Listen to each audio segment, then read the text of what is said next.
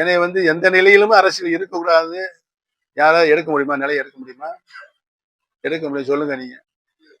எனக்கென்று ஒரு நிலையை அரசியலில் நான் எடுக்க வேண்டுமா? வேண்டாமா? இன்னைக்கு தலைவரும் இல்ல, அம்மாவும் இல்ல. கட்சியை உருவாக்கிய தலைவர் வகுத்து தந்தையை நீங்க சீரழிப்பீங்க. இந்த கட்சியை யாராலும் வெல்ல முடியாத இயக்கமாக கொண்டு நிலைநிறுத்திய புரட்சி தலைவி அம்மாவுக்கு பங்கம் விளைவிப்பீங்க.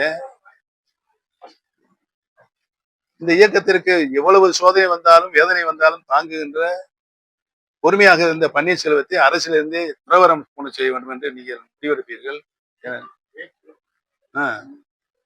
உச்சம் கோர்ட்ல போய் நான் வேட்டி கட்டக்கூடாது, கொடி கட்டக்கூடாது, இதெல்லாம் யாரு செய்வா?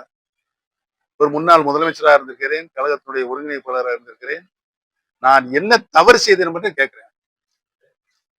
கட்சியினுடைய வளர்ச்சிக்கோ, கட்சியினுடைய ஊருக்கோ, இல்லாட்டி தொண்டர்களுக்கு ஒரு தொண்டனை கை நீட்டி அடிச்சிருக்கேனா?